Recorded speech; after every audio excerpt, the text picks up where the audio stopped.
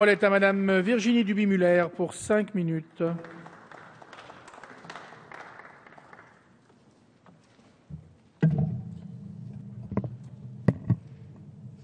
Merci Monsieur le Président, Madame la Ministre, Monsieur le rapporteur, chers collègues. Le 10 juillet dernier, le gouvernement avait affirmé son souhait d'abaisser le taux de TVA des services de presse en ligne et d'intensifier les échanges avec nos partenaires européens pour encourager la Commission européenne à les intégrer dans les discussions sur la directive relative à la TVA. Cette décision s'est concrétisée le 17 janvier et a donné lieu à ce texte d'initiative parlementaire que nous examinons aujourd'hui.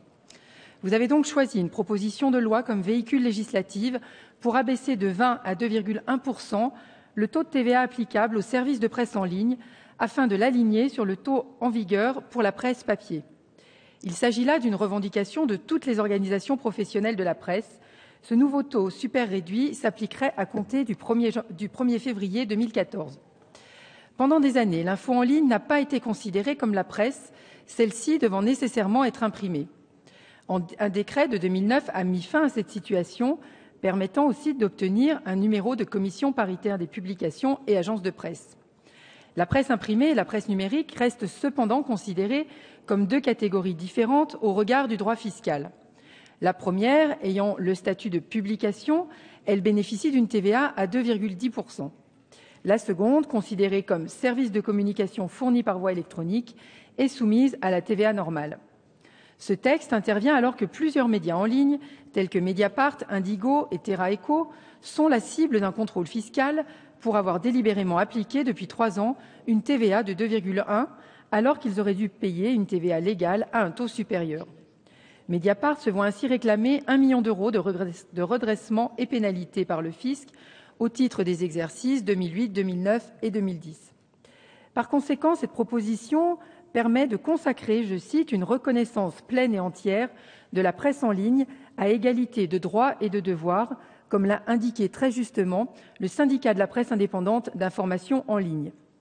Plus qu'une évolution, le numérique a créé une véritable révolution dans les médias. Le rapport de Patrick Bloch, de très grande qualité, malgré les délais très courts, mais c'est parfois dans l'urgence qu'on est le plus efficace, légitime aussi cet alignement pour plusieurs raisons. D'abord parce que la situation actuelle est contraire au principe d'égalité fiscale et de neutralité technologique. Désormais, quel que soit le support, la TVA sera identique.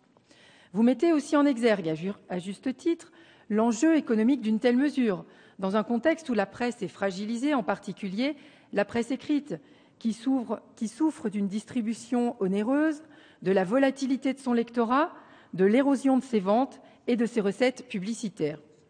Le coût de cette baisse de TVA, qui a été évalué par la DGMIC, représenterait un manque à gagner de 5 millions d'euros pour l'État. Comme vous le soulignez, monsieur le rapporteur, il s'agit donc d'un montant marginal au regard du budget total. Enfin, cette harmonisation fait l'objet d'un consensus politique.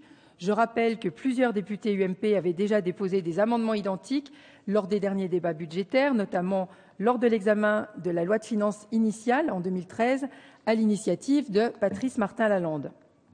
Si cette proposition de loi était nécessaire et va dans le bon sens, elle n'en demeure pas moins insuffisante. En effet, aujourd'hui, la directive européenne sur les secteurs bénéficiant d'une TVA réduite ne couvre pas la vente électronique de journaux, qui, elle, est assimilée à un service, donc redevable du taux classique. Pour faire entrer la presse en ligne dans cette catégorie, il faudrait modifier le texte et donc un vote. Il s'agit d'une procédure de plusieurs années qui, en outre, comporte le risque de remettre en cause certains secteurs autorisés, comme la restauration par exemple. En France, je rappelle que la presse papier bénéficie d'un taux réduit depuis 1989. C'est le cas à peu près partout en Europe, certains pays ne distinguant pas du reste presse imprimée et presse en ligne, 0% au Royaume-Uni, 4% en Italie, 6% en Suède, 7% en Allemagne. Le gouvernement a annoncé que la France poursuivrait les discussions avec ses partenaires européens et la Commission pour, je cite, « demander la révision de la directive TVA, notamment sur l'application du taux réduit aux livres numériques et aux services de presse en ligne ». Il pourra s'appuyer sur ces pays. Pour autant, le gouvernement prend le risque d'être à nouveau condamné par la Commission devant la Cour de justice de l'Union européenne.